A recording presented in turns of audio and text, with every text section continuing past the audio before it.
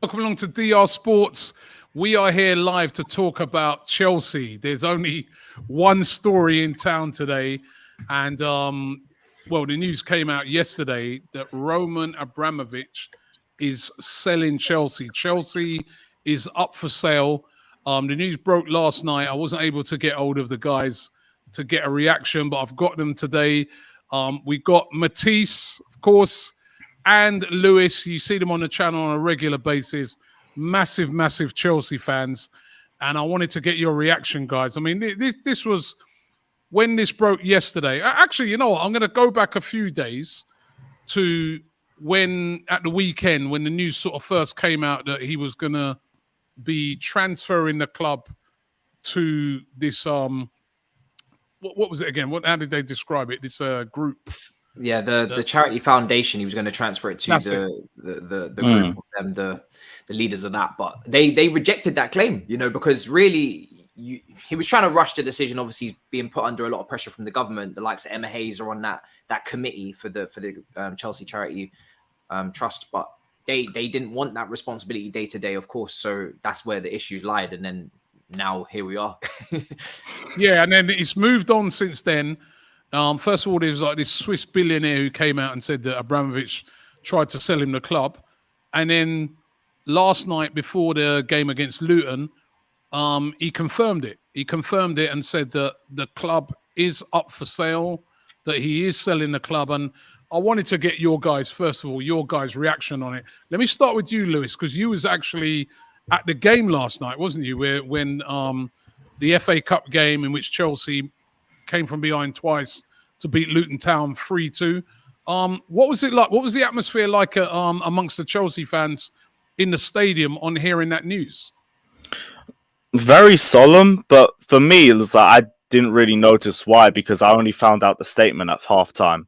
Like, I was going off, everyone was being depressed off the rumors, because I was at the point where I started thinking there was a little bit of truth to the fact that Roman might be selling up. Like, there was too many sources, too many reasons why it kind of made a bit of sense. But then you see the statement and then you realize it's all true and he's actually selling up, and it's just stunned me for the entire night. And the same thing for the whole fans. Like, the whole 90 minutes was just filled with chants for Roman Abramovich saying, "We want you to stay," all the typical stuff they usually do. The rival fans obviously were taking the mick out of the situation. They were chanting, "You're getting sold in the morning," and all sorts of stuff as well. And yeah, we got 2 other away days coming up, so we got to expect more of it. But it's what comes with football. Everyone's shocked by it. Everyone's still shocked by it to an extent, because we never thought Roman would sell up. We thought, if anything, Roman would be giving it up to his son once he's finished and he wants to retire and move on. And now we're in a position where we don't know what our future is going to be for the first time in years. We don't know who's going to be buying us. We don't know whether we already know to a point that no one's going to have the same level of motivation and care that Roman Abramovich had for Chelsea. We just need to hope that we have someone who has a little bit of football sense, because if it's another one who just wants to use the club for profit, get top 4 to maximize the profits of the club, then we're going to be in a shit situation, and it's basically going to be us turning into the next Man United or the next Arsenal. And we become exactly what we've been mocking for the last 15 years. So yeah, everything stinks. Yeah, I was going to say, I mean, I saw that comment there with the person saying, Jean Violet saying Chelsea are finished.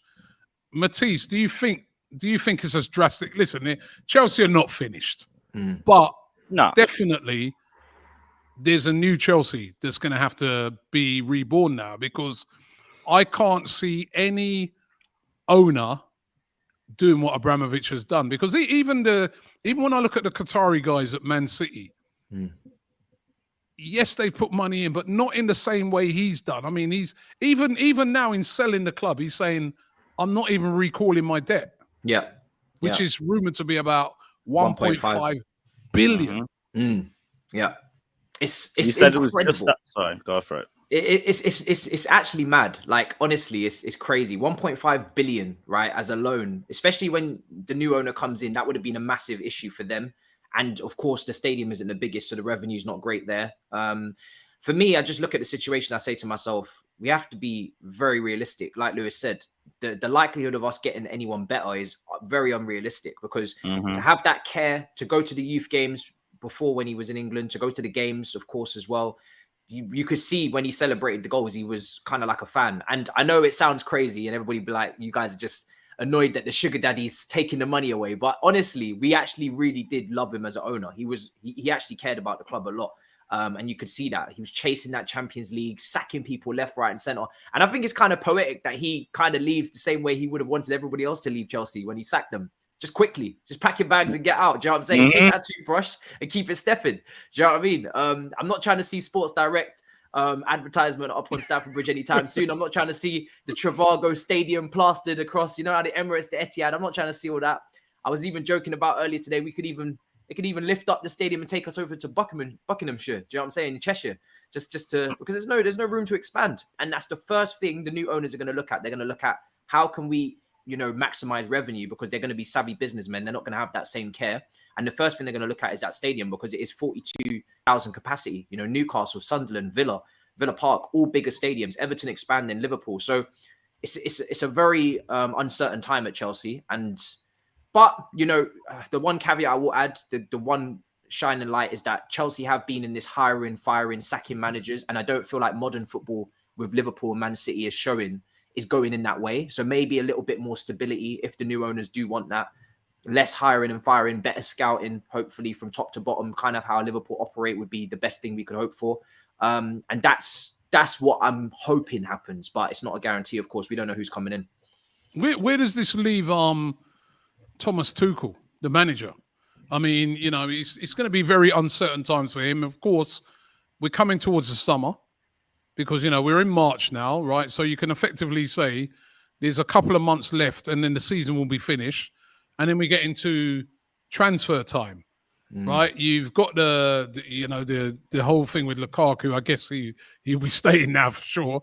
But where does it leave Thomas Tuchel? Because even if Roman Abramovich, we know he's definitely selling, but it won't be overnight, will it? You won't be able to sell that overnight. That's gonna be a protracted thing. And I was even reading today where they're saying that the Premier League are going to be reviewing the ownership test. Yes, so it's not going to be able to be any Tom, Dick, and Harry that's going to be able to come in and buy the club. It's going to have to be someone who's got a lot of money, and somebody's going to be able to prove that they're going to be able to run this club properly. So that's not going to be overnight. So where does that leave the summer transfer business, Lewis?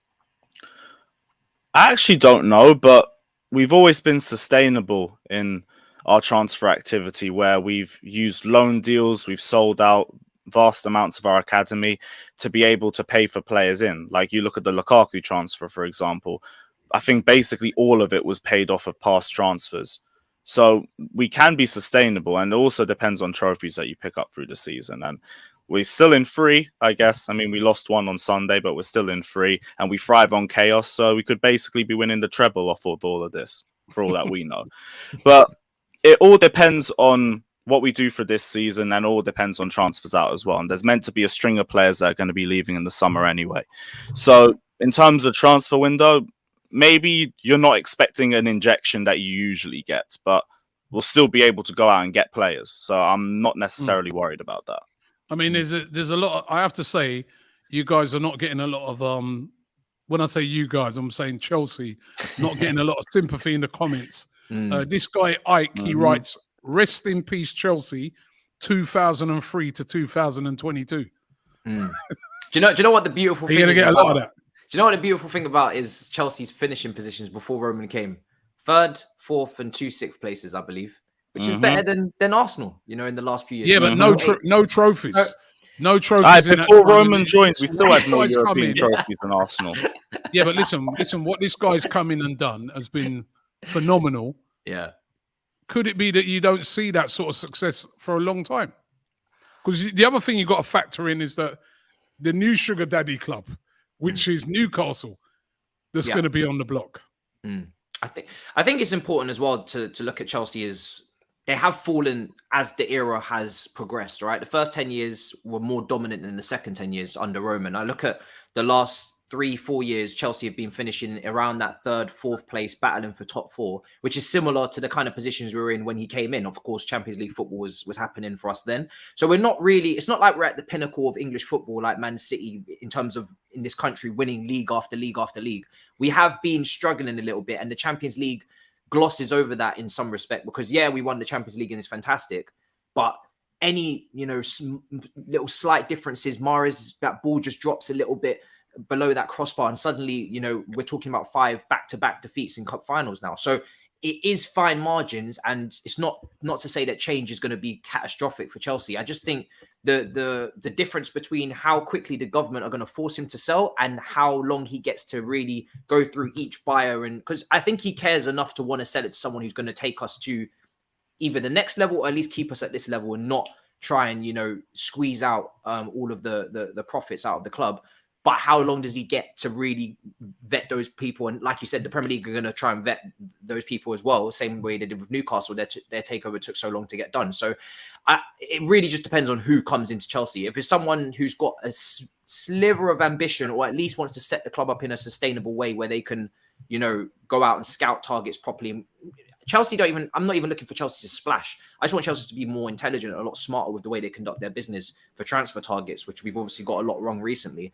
If they can get that done, then there's no reason to think that we can't get trophies. But at the moment, Pep and City are they are the unstoppable force right now in the league on a consistent basis. They're putting up stupid points. Until Pep goes, it's difficult for anyone to challenge consistently right now. Where's this going to leave the players? If you're a player and you're two things. If you're a player and you're playing for Chelsea, are you worried about your future? Because as I said, it's going to take quite a while to sell the club, I would have thought. So things are going to be up in limbo for a while. Breaking news, Mike Ashley to purchase Chelsea. Oh, boy. All right. So you're going to have that, number one. But then, number two, if you're a player that was sort of thinking of signing for Chelsea, do you think to yourself, I don't know, man. I don't know, because it's a bit risky, bit of a risky move because it's all up in the air. And also, does this damage the brand? We hear that word a lot when it comes to modern day football clubs. Does this damage the brand of Chelsea that they've been working so hard over the years to build? I don't think so, no. I think, listen, Chelsea are in London. They're a Champions League club. They've built up enough history, especially over the last 2 decades. But yes, there was history before that, before the comments come for me. So listen, I think there's definitely, players that are going to want to join. I still believe they're going to be influential in the market and they're going to be strong.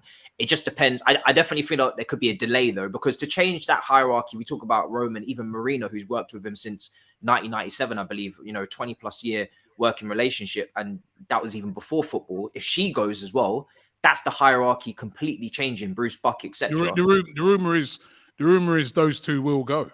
So that's a lot of change to happen at the top so quickly. To expect Chelsea to be straight into the transfer market and flexing their muscles is unrealistic. So maybe that hopefully means that the likes of Brozier at Southampton, Gallagher, they are maybe the new incomings, and maybe a bit of stability for Chelsea and just not so much transfer movement for the next season, just so we can just put the brakes on and assess our options and see what's going on, would be smarter, in fact, than ripping everything up. But I don't think Chelsea are suddenly going to, go into this situation where, players are not attracted to come into the club. No way.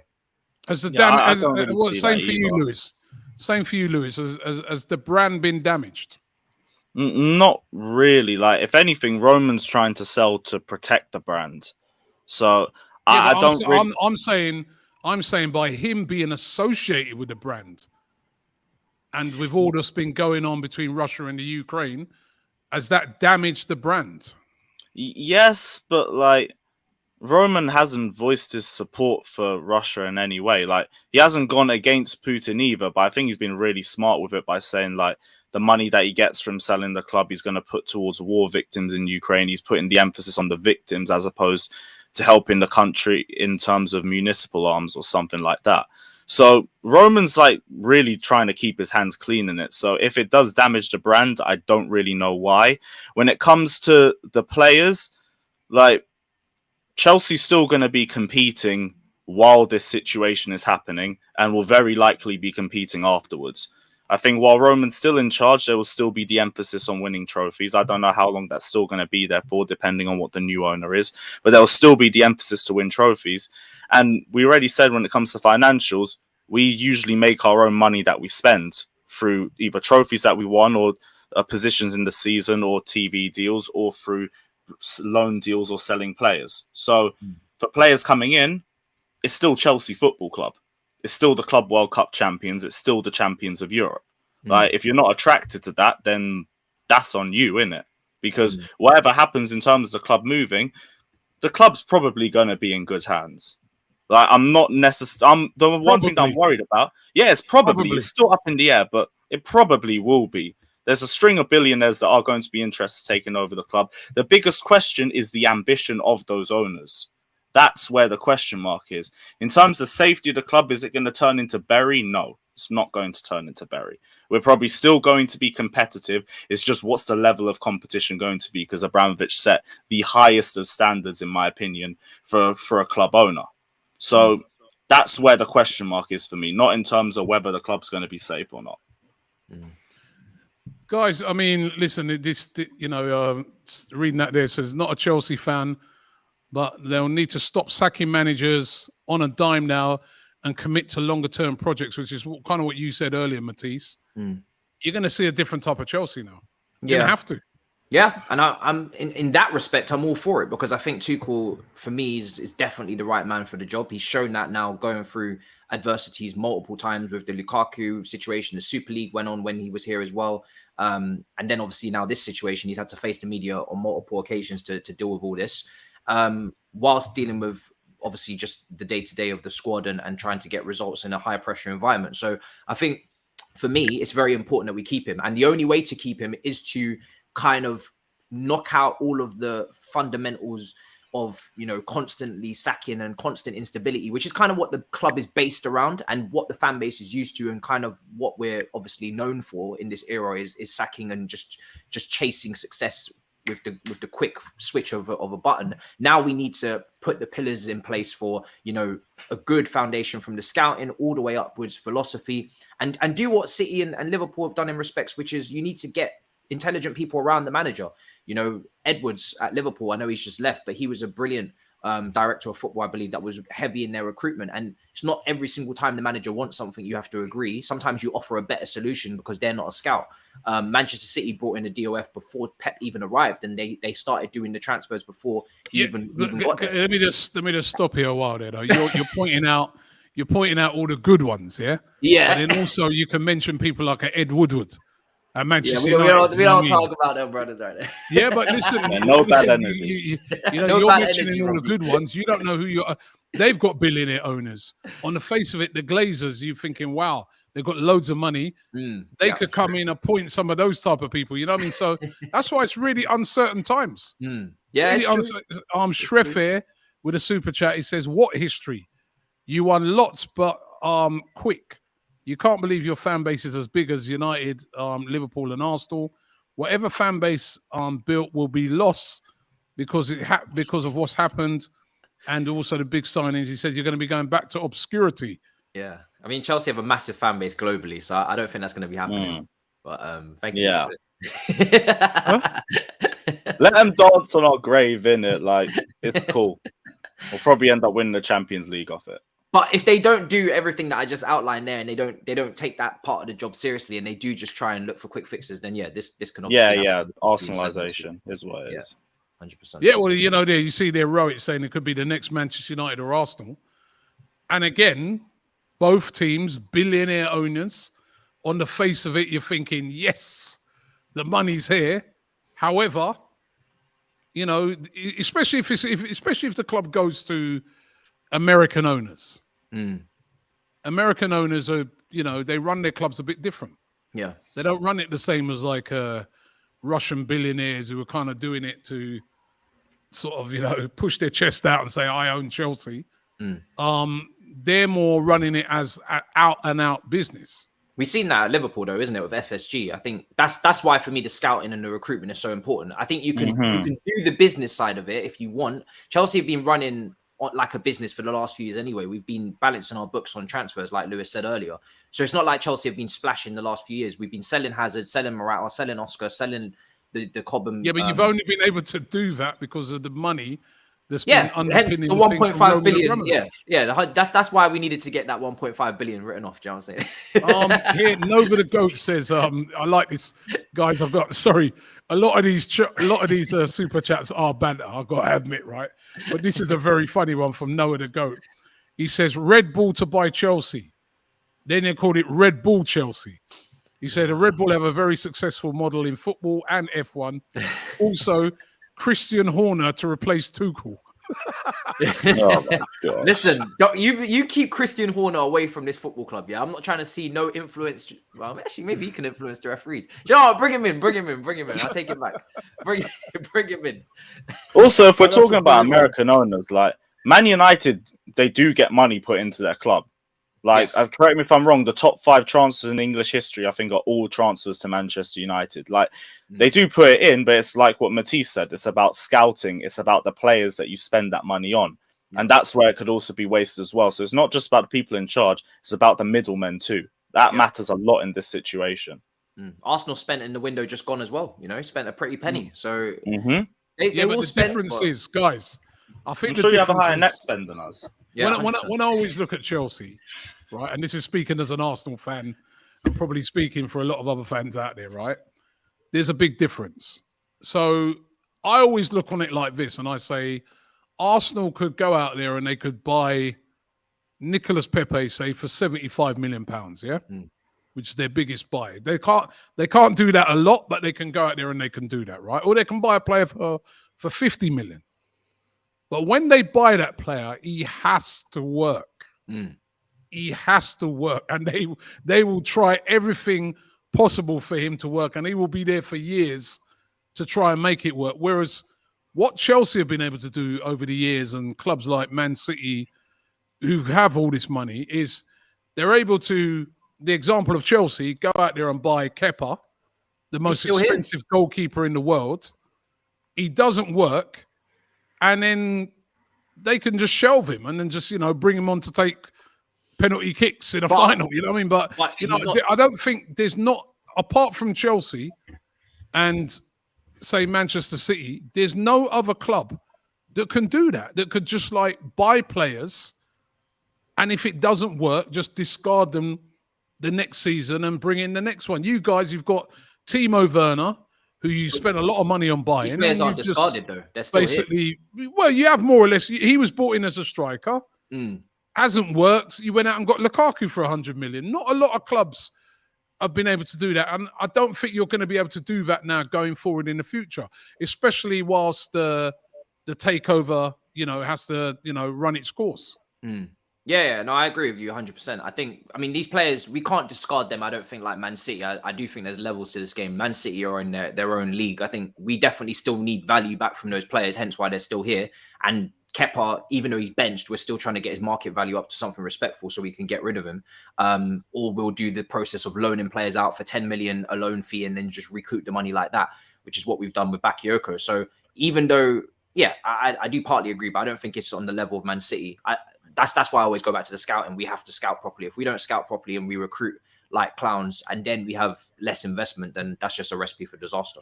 This next comment here, and I think you guys, you might get these sort of things aimed at you as Chelsea fans. It's going to be very unfair.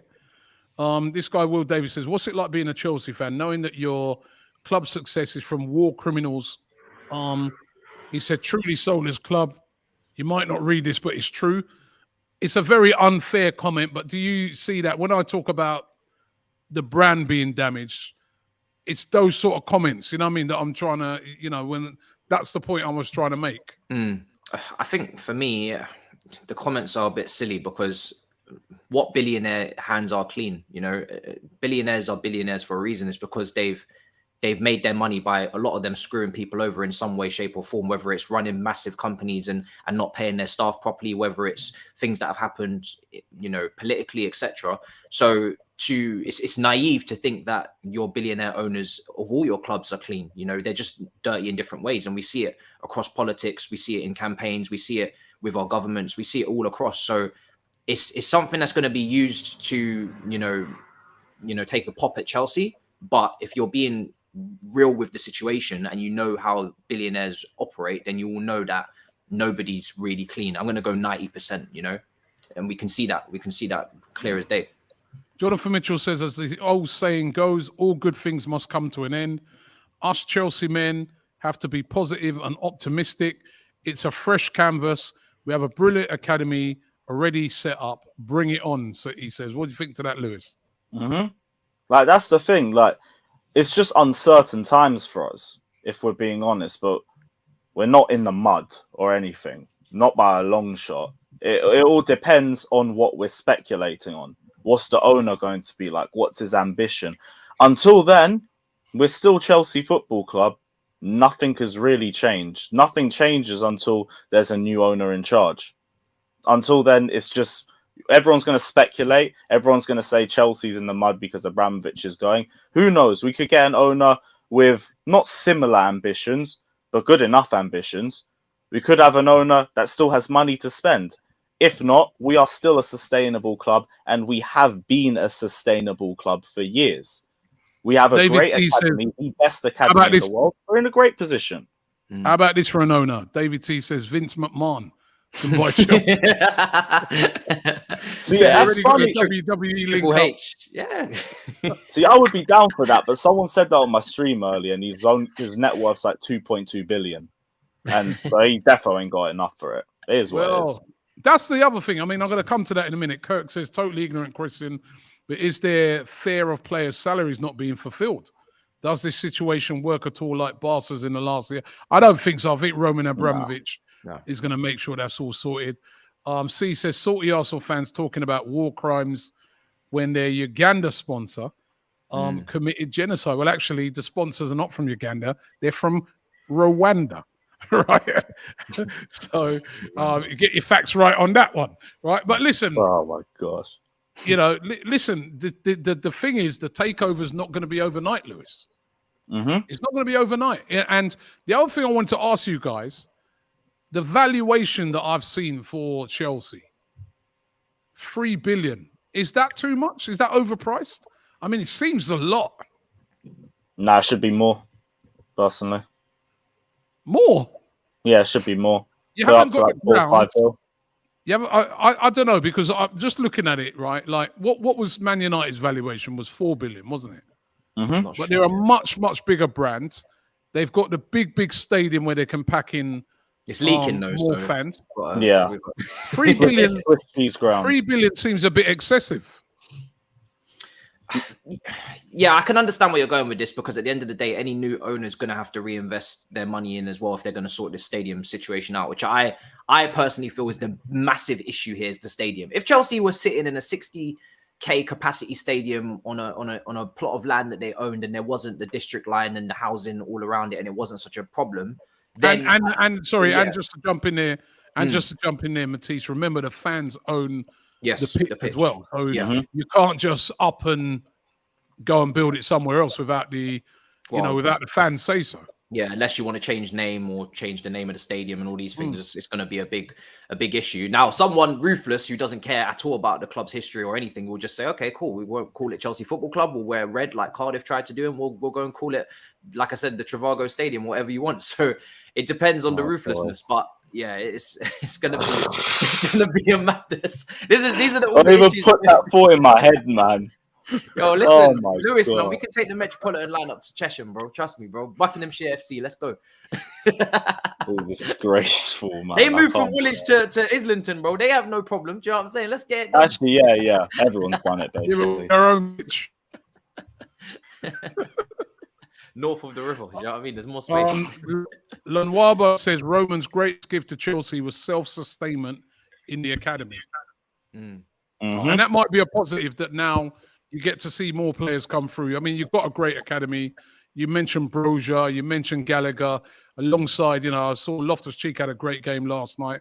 All guys that have come through. Now, we might see more of these type of guys now.